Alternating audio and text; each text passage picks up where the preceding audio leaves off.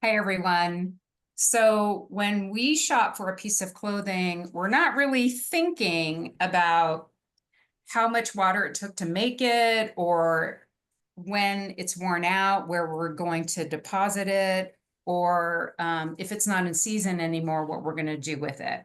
When we go thrifting, we think about things with a little bit more purpose. We make a decision, we engage in the circular economy when we go thrifting. But still, we may not know the specifics of the good we're doing. Yet there is a sense that maybe we're keeping something out of the landfill. Maybe we're saving some water and some energy. Well, hello, everyone, and welcome to Earth Gives 2025 Power Hour. We are thrilled to have you. I'm excited to share this program with all of you. We've got some great presenters tonight. Earth Gives is a nonprofit that hosts the only nationwide giving campaign to boost investment and engagement with environmental, climate, and justice organizations. This is about supporting those organizations that are on the front lines facing the critical challenges of a rapidly warming planet, the growing pollution problems impacting our health, and scaling the solutions that should be able to protect our families and our futures. When we discovered that only 2% of all giving went to environmental solutions and only 0.5% to climate justice, we knew that there was a gap that needed to be filled. Yes, it's about giving and stepping up to engage, but these power hours are part of our idea of giving not just money or time, but also knowledge and actions that all of you can share.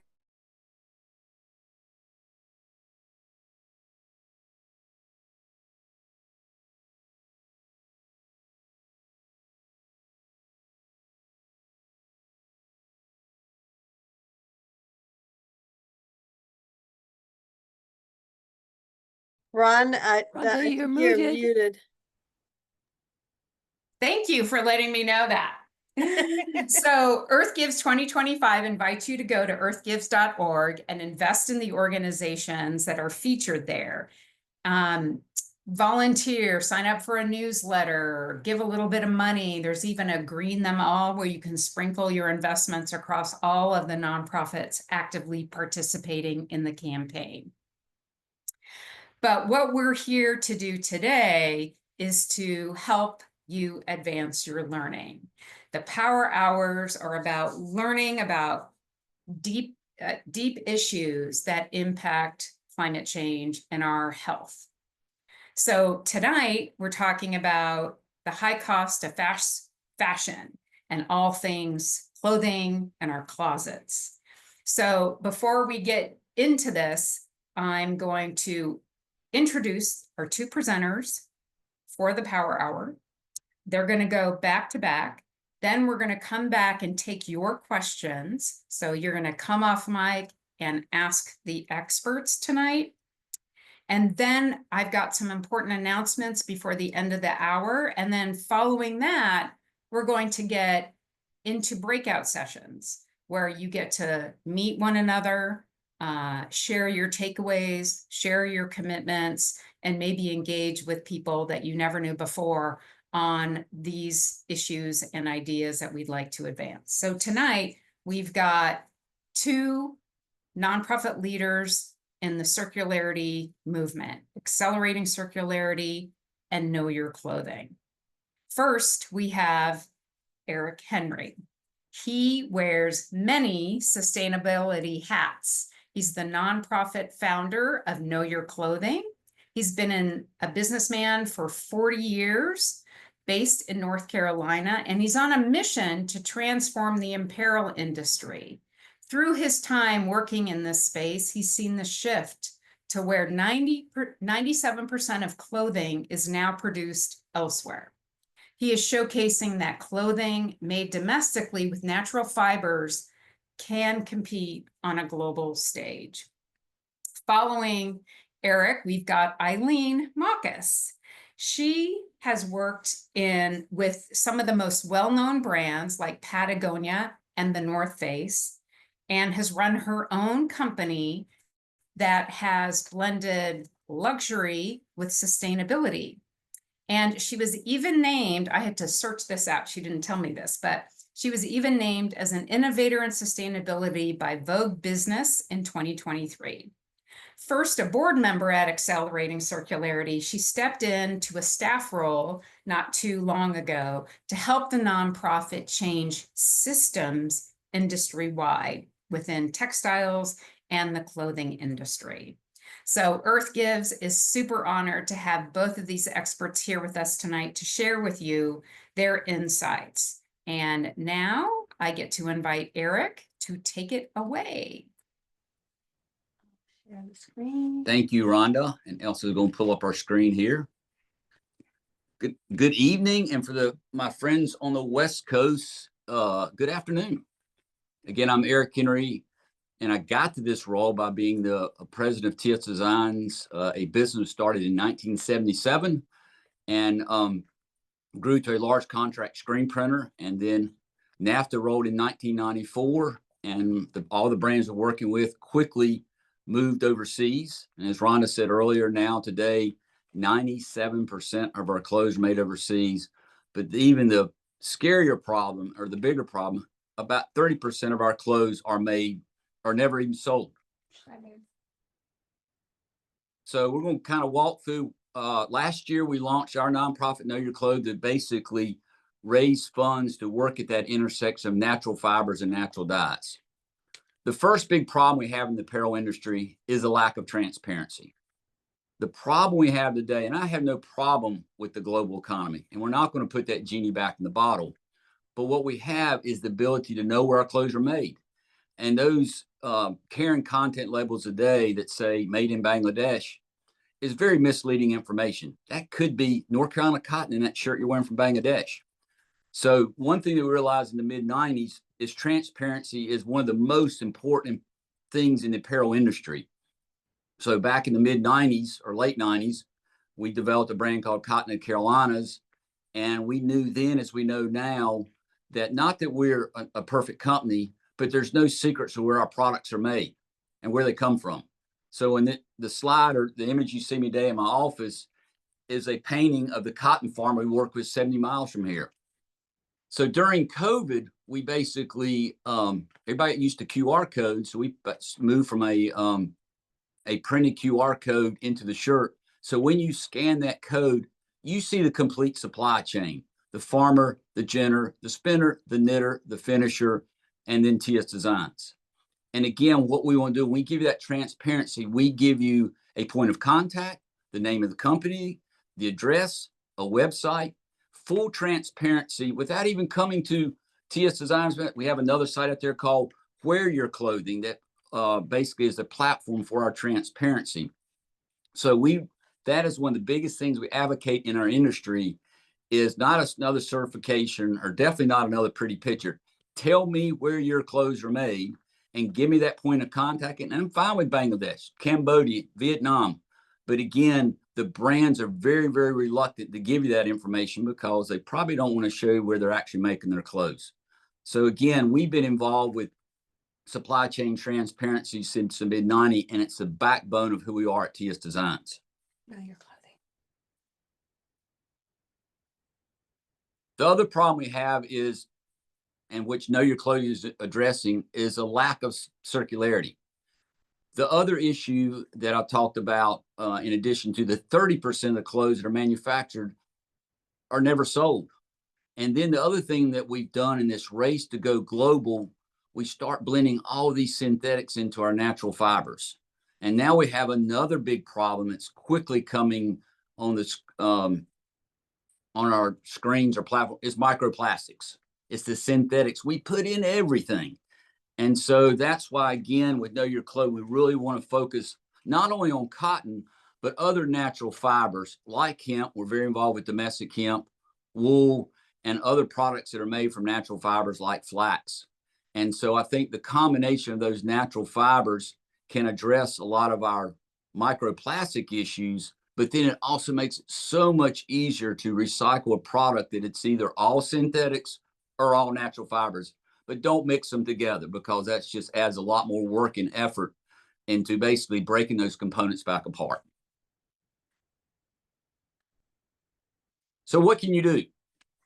Again, working with Elsa that put these slides together, and she's one of the folks that run our nonprofit Know Your Clothing, is first of all, and as I'm presenting tonight, everything I got on is 100% cotton. There's no polyester. Well, I'll say maybe my socks are polyester, but other than that, choose natural fibers. Look at those labels. Understand what's in it, because as I said earlier, they put plastic in everything. So look at that and choose. I'm a big fan of wool, merino wool. I got my vest over there earlier for the cooler climates, and I'm super excited about the evolution of hemp in this country. Got a lot of catching up to do, but it's coming. The next thing, again, avoid those synthetics. We've got microplastics everywhere, and now they're starting to make health connections to those microplastics. So again, we're not going to get out of it of our life. It's part of us now. But boy, let's try to get it out of our clothes, especially our casual clothes, where we don't need synthetics. We need those natural fibers. Next thing we do is, I know it, we all are in that environment. We look at that price, we make decision on price. And a lot of times that lower price is enticing to buy more or, buy often. But think of clothes as an investment, not of just an emotional thing you got to have. We know the explosion of fast fashion. But again, I've got jeans I've had for, oh my gosh, almost 20 years now. So think of clothes, and especially when you know who made those, where it came from, it just increases the value of it. So connect your supply chain and think of that as an investment and not just a spur of the moment, emotional, gotta have type thing. The other thing, and thanks to my wife, the whole thrifting. Wow, what an exciting thing. I had no idea that existed. And she turned me on to Poshmark a couple of years ago. And I love this story is we help, there's a company in North Carolina makes Raleigh denim jeans. We actually sold them cotton. And so I'm always on Poshmark, and they're great jeans, but man, a pair of used Raleigh denim jeans in my size at $75, I'm buying those things. So it's amazing how that industry has popped up. And again, it's, when I was growing up, you were giving away the clothes to charity, but right now, and that's my go-to, if I'm looking for certain products, I'll go to a place like Poshmark and buy the clothes that we aren't making. The last thing too is, as we said earlier, 97% of our clothes are made overseas. So look for that USA label. And I hate to be a party pooper, but I can tell you what's going on right now, the current administration with tariffs and all that, that is not helping the situation. Supply chains take time, tariffs are immediate. So think about buying, again, it's making that investment, invest in your community, keep those dollars here, invest in the practices and the fibers that you want for the clothes that you want to wear. And again, please follow us at Know Your Clothing. I want to give a shout out to Elsa that's running the slides, and Emily that basically set this organization up last year, because again, we're very interested in growing natural fibers and natural dyes and really be the solution to a broken industry. So thank you so much for the opportunity to be with y'all tonight.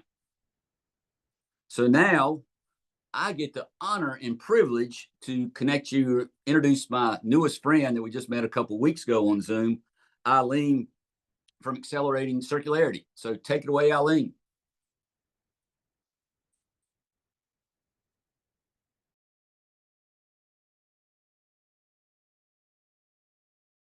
Mute. Can you hear me now? Excellent. Thanks, Eric, for the intro, and Rhonda for hosting all of us. I'm Eileen Mockus with Accelerating Circularity, and we are focused on how to keep textiles in play. Let's keep them in the market. And so let me share a little bit about us. We're an action-oriented nonprofit. We're focused on textile-to-textile recycling at commercial scale, and we have a collaborative stakeholder-led approach. We're focused on the industry, And so some of what I'll share might feel a little industry oriented, but happy to share some things that we can all do as consumers. And our mission is to build circular systems, turning used textiles into new raw materials. And we have a vision of a world where textiles are no longer wasted. And the way that we do that is we work with brands, their supply chains, and new supply chains to take used, unwanted materials and turn them into new products. And I say products because it's more than just the fabric. We've had a pair of a denim skirt that was sold at Target last year. We've had t-shirts that were sold at Target. We have a pair of jeans that was sold by Wrangler that are using recycled textiles in the products that are being sold at retail. And we want that to be the way that our clothes are made in the future. So if you can throw into the chat, I'd love to get a sense for what word comes to mind when textiles can no longer be used. And what we're here to do tonight is to shine a light on what can be done with these textiles, what happens after we're done with them in our homes. So the challenge that we have, and this is, I'm going to start global and bring it down to our households. So we've got 92 million tons of used textiles that end up in landfills each year. That's a global number. In the US, we've got 13 million tons. Now, if we translate that to individual households using roughly 330 million people in the US, that's 78.8 pounds of textile waste per person. And that means that we are getting rid of 0.2 pounds of textiles a day. That's a lot of textiles that we're pushing into landfills. And what's important to keep in mind is that there are other options. We can find other uses for the textiles that we may no longer want. And so that's really what our work is on. And then I just want to comment on this sense of there is an issue with the volume of textiles showing up in other countries. And keep in mind that that is a global issue. So the US and fast fashion are contributing to that. But what is possible is to put your spent textiles into collection streams and recycling streams that will help avoid that fate for those textiles. So what is Accelerating Circularity focused on? This is what we refer to as our spent textiles hierarchy. We can refer to that as, what do I do with all these t-shirts, jeans, whatever it is that you don't want in your home anymore. You've decided that they don't fit someone else in your household. They got torn. They're not serving the purpose anymore. And that's going to happen. So the first thing that you want to focus on is reductions. Eric mentioned the overproduction, and that's something that brands need to focus on. And then also focusing on brands, asking them to design for durability. We want things that last longer. And the best way to get the brands to design for durability is for us as consumers to demand it. We want things that last. And then if those products last, if I have a nice pair of pants or a nice jacket, if I keep it clean, if I repair, sew that button back on, get the, whether it's a seam that comes undone, any of those little things, they can be repaired. That allows things to stay in use longer. We also look to the repair and resale market. Eric mentioned that as well. There's great systems emerging both through brand take-back programs, as well as whether it's your local charity or other, collection bins that you can put your products into. And there's a really vibrant trend towards purchasing secondhand. And that's really, this is a good stat. Secondhand in the US is growing at a faster rate than fast fashion is now growing. And that's something we should all be excited about, and let's keep up the trend. And then our last option is the recycling options. And as a consumer, there isn't currently a way that you can say, send an item to a recycler. What you're going to need to do is put it into a collection bin, and the collection bins are now working on options that pull our spent textiles into recycling streams. For accelerating circularity, our work begins when an item is no longer wanted. There's a very fancy graphic off to the right, and want to just show at the top, this is the typical pattern for how a textile item is made. You have fiber, it gets spun, it gets woven, turns into a garment. There's these added pieces that now need to be added to that cycle, and it creates this circle. We take things to the collector, it gets sorted, it gets pre-processed. That means cut into pieces, trims cut off. Then it's moved into that recycling stream, all to go back into the regular cycle for making a product. All of these programs that we work on, it's all leading to making this system work. And we want to do that on behalf of consumers everywhere so that our spent textiles don't become textile waste. So what can you do? We're all looking to reduce the amount that we're purchasing. I think it is important to buy those quality products that you can wear year after year, that are worth repairing, that are worth taking care of. We recommend that you're able to donate smartly. That is seeking out those organizations that are going to funnel these products into a resale stream or into a recycling stream. And then share the knowledge, talk to your friends, talk to community groups. What is possible? What's the problem? And then what can we do that changes the collective behavior? We encourage you to engage with us. I would say following us on LinkedIn or Instagram is probably the easiest step you can take, because we're here for all of you and for the industry to make change. And just in closing, just want to share this spent textiles hierarchy with you again.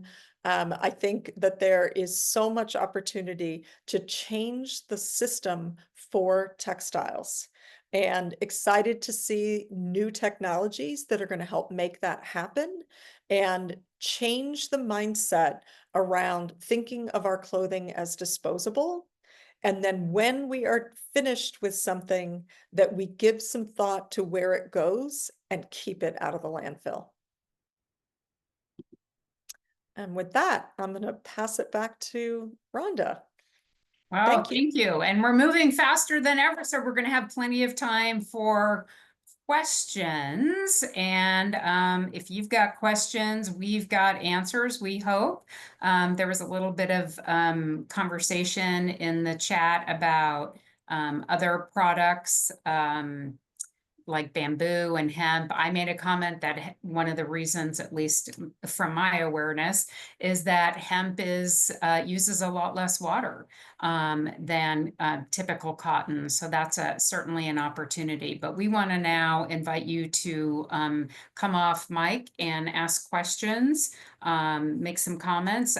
We've got Eric and Eileen here. And I guess I would say on the recycling thing, I was just going through some of my my late aunt's items and found a foam recycler right in the city where she lived in. So that was amazing. And I'm like, oh, wow, we can really put this to use in a different way.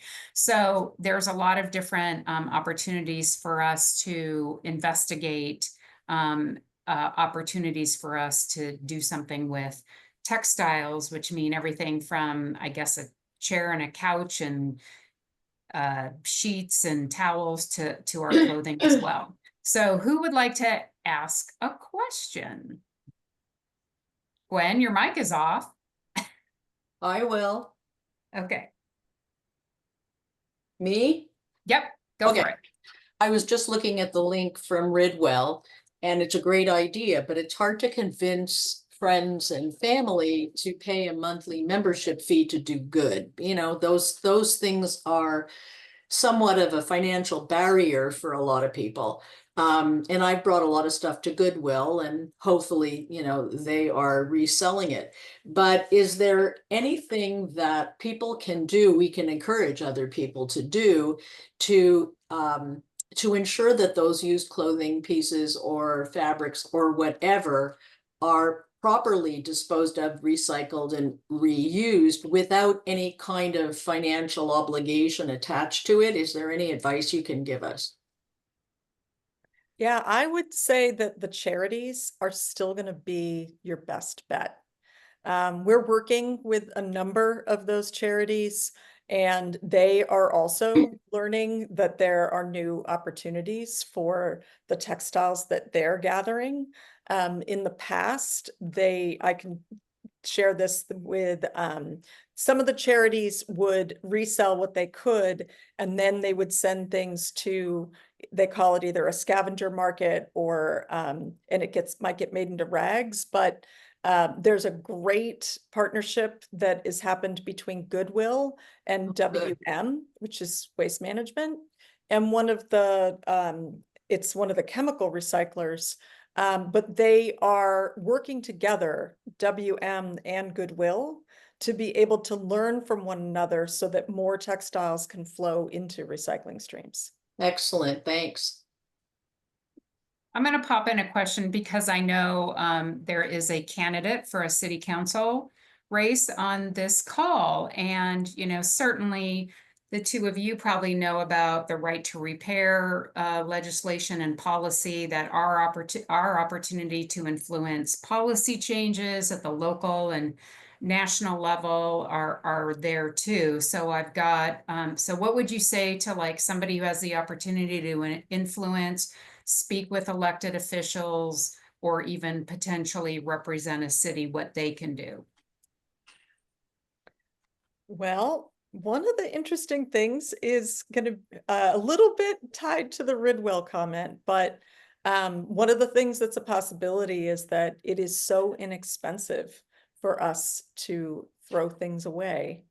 And where you start to shift that, where landfill is more expensive, you see higher rates of textiles going into other streams, generally products going into other streams, because that landfill expense goes up. I think, you know, here in California, the textiles EPR passed, and it's going to take 5 years to implement, but that will require that textiles are not disposed in landfills. It's similar to what's happening with product packaging. And I do know that other states are looking at that. It would be nice if it had a national approach, because then, you know, one of the challenges with all waste management, including packaging, you know, bottles, cans, every community is slightly different. And I think that erodes some confidence and trust that even when it is being done correctly, that it's happening, because community to community can be different. Eric, do you have a thought on that? I know you've worked with your local community. Yes, twofold. First of all, adding what Eileen says, if you look at the EU, they're a lot further ahead on requiring the take back. You know, we live in that side. There's no free lunch. And I always like to give the example of those damn plastic bags they give you at checkout, and you think they're free, and they're not free. And so, you know, and that goes back to, is the consumer has so much power, but they got to leverage that power. They got to push back on these brands that are, you know, either labor conditions or the materials that they're using or the take back program. But the consumer has to push back and to these brands and not just take it on and be it's okay. But yeah, I think long term, if we measure all the cost, what's it truly cost to make our apparel, what's it truly cost to wear clothes. I mean, one of the biggest environmental costs of clothes is how we wash them. So if you use detergent and hot water and then put them in a clothes dryer, believe it or not, that energy impact can be greater than anything we can do in manufacturing. So the consumer has a voice here. Use that voice, be aware. But again, we've got to basically be accountable, and we just can't throw it. It doesn't go away anymore, because that away is in somebody else's backyard or their community. That's an excellent point. At a green summit, I learned about the whole cold water. So that's all I Yes. wash my clothes in now is cold water. Cold water, line dry if you can. And don't Oh, feel and I like you gotta do, wash it because every it's day. so dang hot in Arizona that your clothes dry in like Dry 10 instantly, minutes. yeah, probably faster than a dryer. And then their wear and tear is reduced. So yeah, Yep. I've always done that. Very true. Laura, what would you like to ask our guests?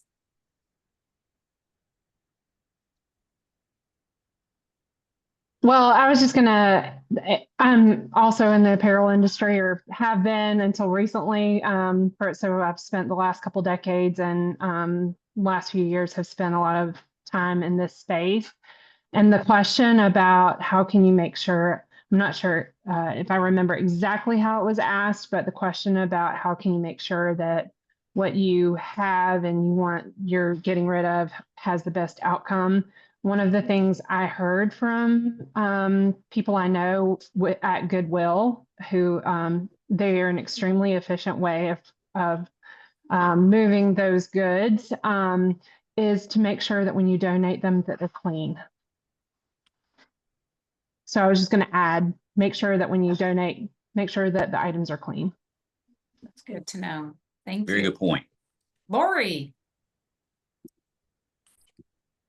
I hesitate to ask this because everybody always looks at me cross-eyed like, what's wrong with you? This is one of the big discussion items that we've had several times. Eric, do you know of any manufacturers who manufacture sporting items that use natural fibers? So for instance, merino, the lightweight merino is nice for running in hot weather. However, those shirts, and I know from experience, they wear out in one season of heavy running, whereas a cheap polyester shirt will last you for years and years. And so then it's or same thing with camping equipment, rain gear.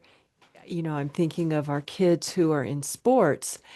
How do you find high quality sporting equipment that will handle wind, rain, sweat, extremes of temperatures for doing sports, including hunting, here in Idaho where we hunt, tents, things like that, Well, backpacking. Eileen is going to be able to answer that question too, because she worked for Patagonia and the North Face. And she said to me once, the yoga pants that you're wearing, I probably designed them. So Eric, go ahead. Well, natural fibers are not going to fill all aspects of our life. And the thing I push back, especially when you get into athletics, polyester, is an amazing fabric for athletic wear. It stretches, it's durable, but damn it, let's don't mix it with our organic cotton. And then you've got this thing that's very tough to recycle. You definitely can't compost it. So, but I do think there's an opportunity, especially with hemp coming back. And I'm a big fan, which is not even available in this country, of hemp, which is called long staple wet spinning. But hemp has some great benefits of antimicrobial durability. So I think there's a lot of work that can be done around blending natural fibers. Like I'm playing around with some wool hemp stuff. So kind of giving the durability of hemp and the antimicrobial wicking of wool. So again, there's no silver bullet solution. One fiber is going to fit all. But anytime we have an opportunity to get polyester out of our life, we need to do it, because every time we wear polyester, we wash polyester, then we drink it, we breathe it. It's all of us. We all, that's one thing I can say with this meeting, and we're all share something in common. We have polyester in our systems, and it's getting worse, not better. So again, we're not going to get rid of it completely, but we can do a better job, especially look at those labels, which drives me. I've been in t-shirt business now for 40 years. And we just, those poly cotton t-shirts, we had a brand one time is going to do that.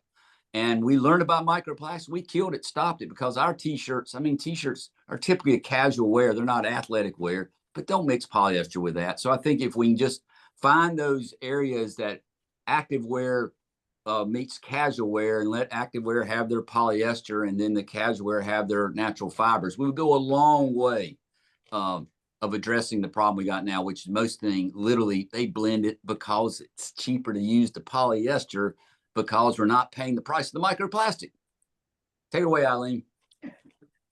Yeah, I would agree with what Eric is saying about, there's it is pretty good to wear some of the polyester for athletics.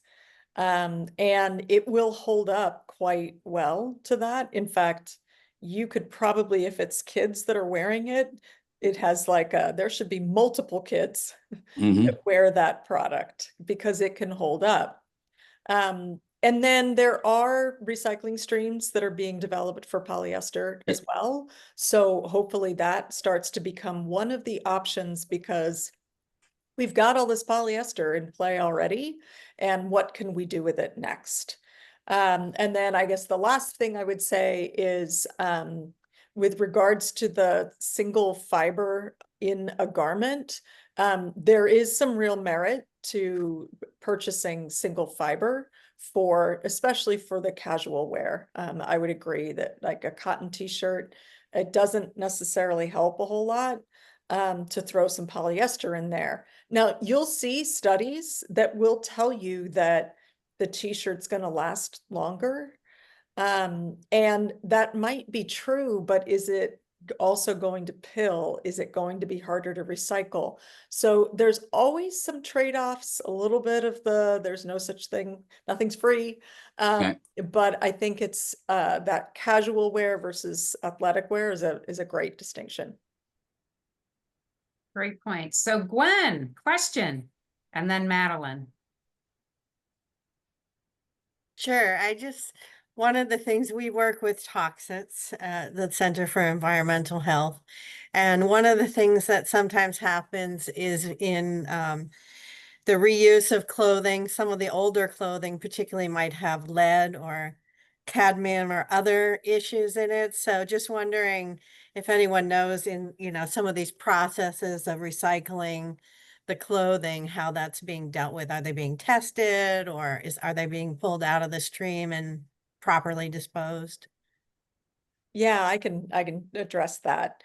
So in the programs that we're running, we actually have a test protocol that allows us to evaluate through the process if there are any, we would refer to them as restricted substances, so that we avoid that continuation of any toxics and sort of recycling them into something new.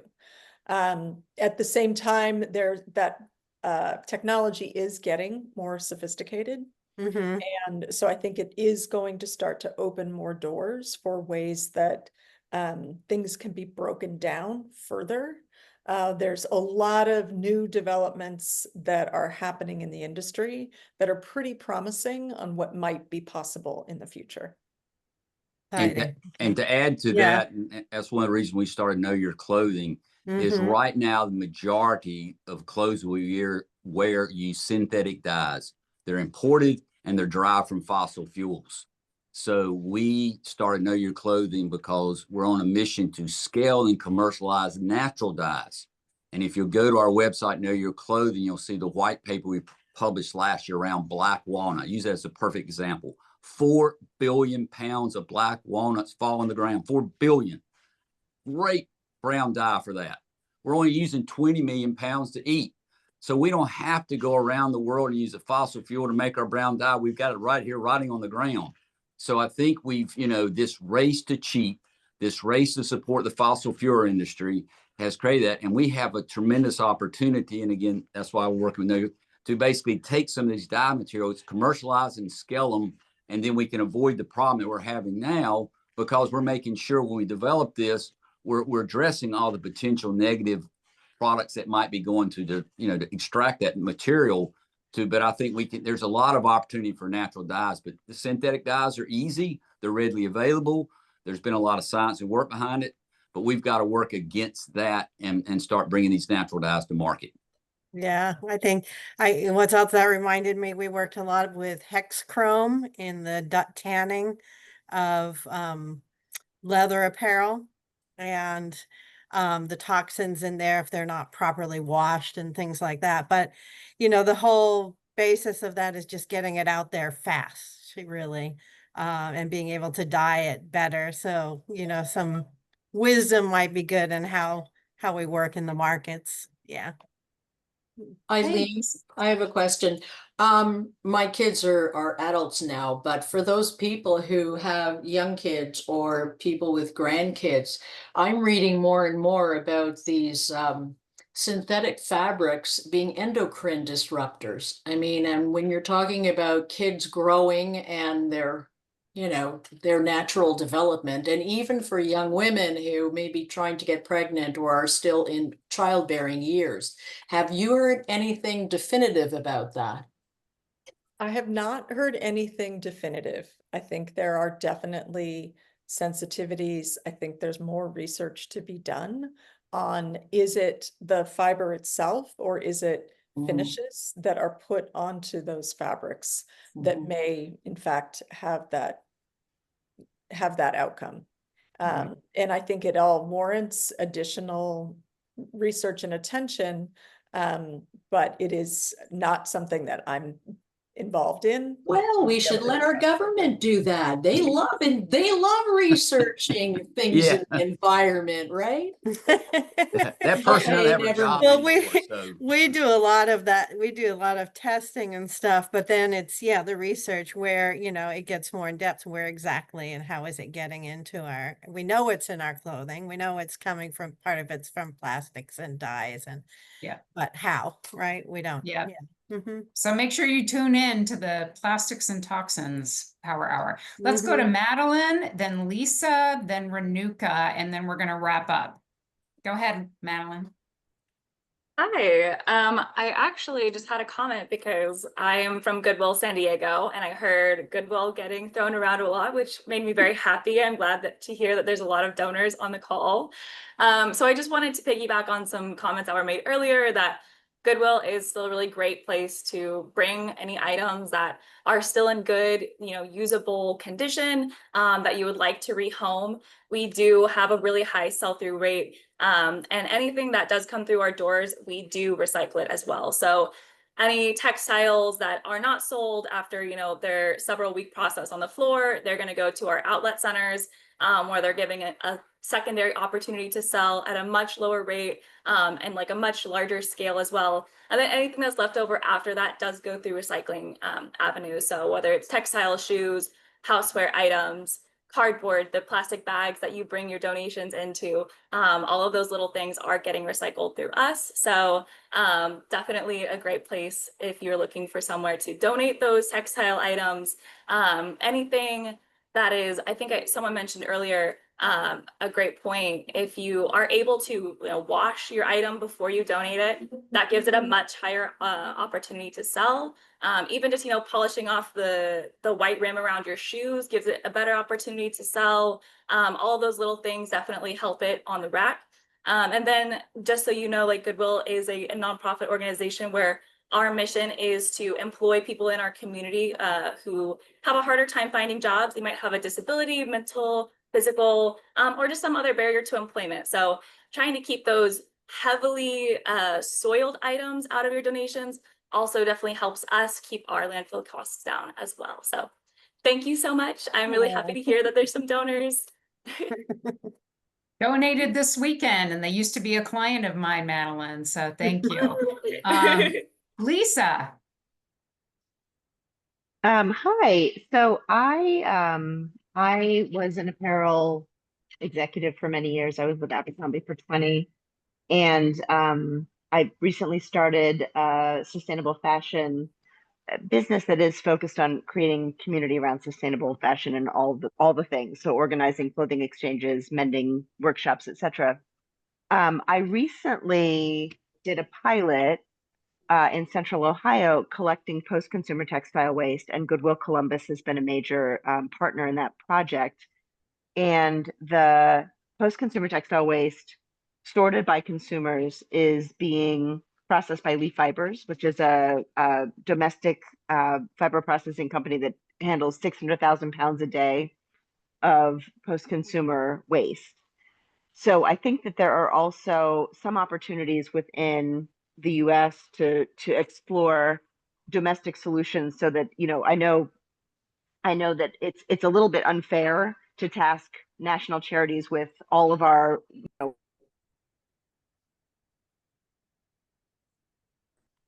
Lisa, you went on mute. Sorry, I have two questions.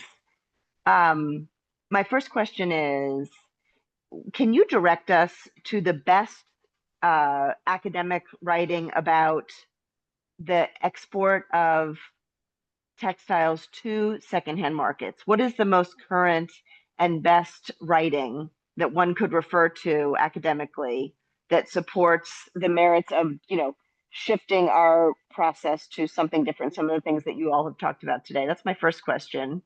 Let me just pause. Eric or Eileen, do you have any thoughts on current writings about research about export and the impact in secondhand markets?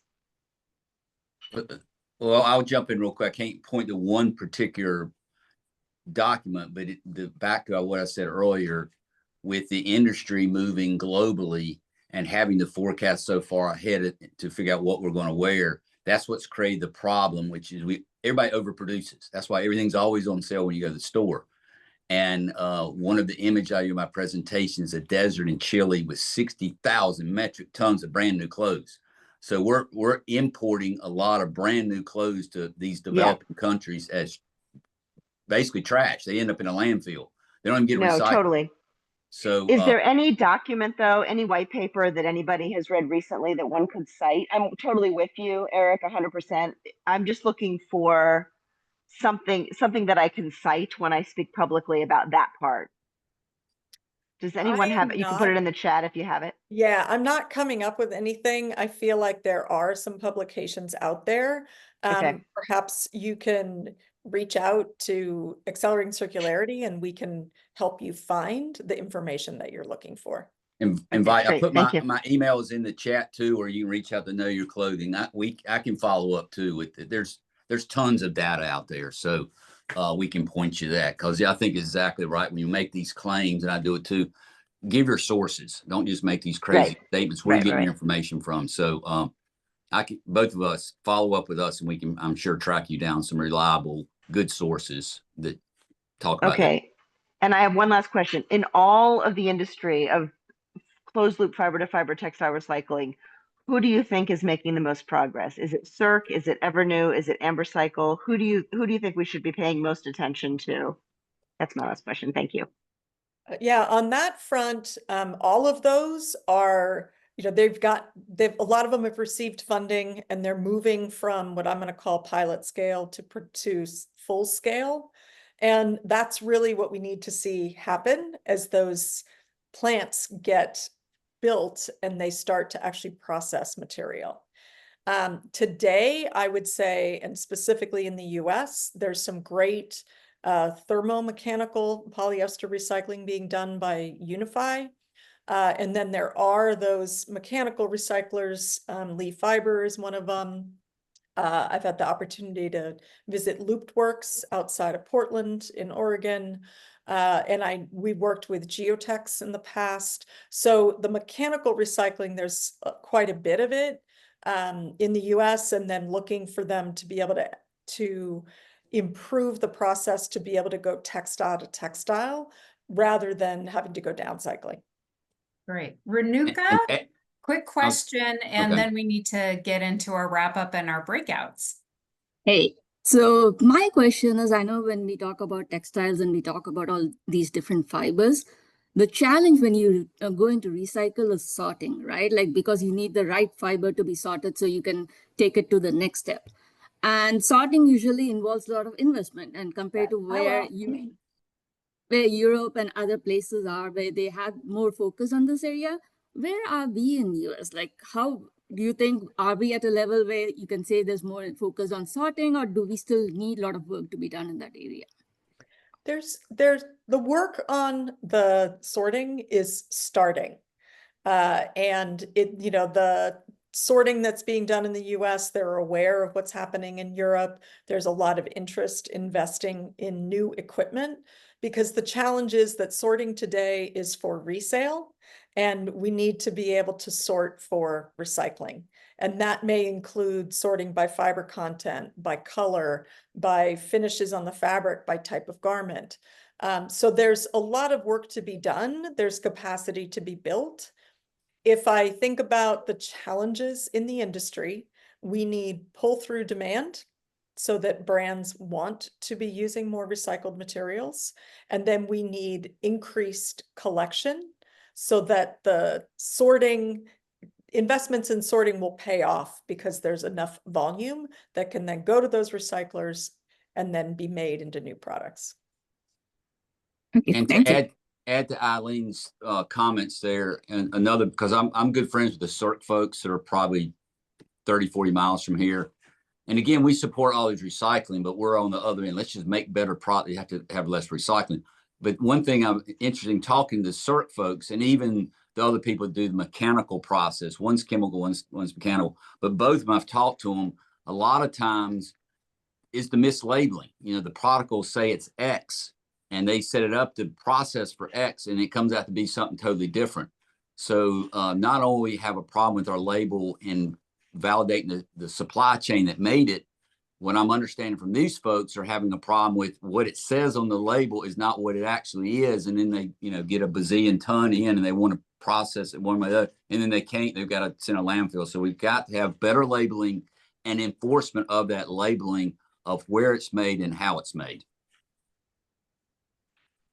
All right, thank you all. So we have a few more housekeeping things, and then you all get to chat amongst yourselves. So first of all, thank you to Eric and Eileen for your incredible insights on this issue that we all can play a role in.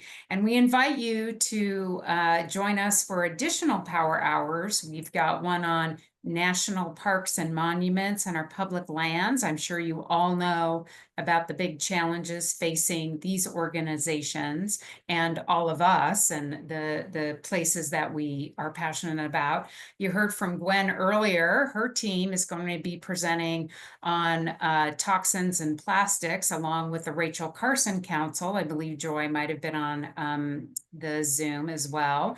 And then we finish up on the 30th about food and our health. So again, wherever you registered for this power hour, you should be able to find it as well. So earthgives.org /nonprofit hyphen events. There's another way that you can also play a role in amplifying this important campaign. One, if you represent a company, like I heard, I want to say Lisa, I believe, even if you have a small upstart, you can go to the company giving page on Earth Gives and set up a little profile about your company and why you care about this issue. You can adopt a nonprofit like Know Your Clothing or Accelerating Circularity, or you can just drive your friends and family and colleagues into the platform through your page and invite them to give and invest and learn more. You can also do that as an individual. So you can set up a peer-to-peer fundraiser, and all you need to do for that is to go into earthgives.org, discover a nonprofit, find their profile page, which I think my colleague is going to be posting in the chat, the Know Your Clothing page. Right under the logo, it says create a fundraiser. You click on that and it takes you about 5 to 10 minutes to set up a page. And then you use that page to share to your friends and colleagues. Both initiatives and opportunities are free for you to do. So we're super thankful that you were here. We would like you to stay to learn a little bit more, to exchange your own insights that you have and connect with people from across the country that support this important initiative. And we want you to know that there are other organizations that are participating in Earth Gives that also work in the circularity arena. And I'm going to just read a few of them because we are really trying to showcase a community of organizations that are on the front lines doing this work. So we've got Plastic Free Delaware, Climate Action Evanston, also another Chicago group, Reduce Waste Chicago. Then we have Keep Phoenix Beautiful, which I've used to recycle several, even electronics.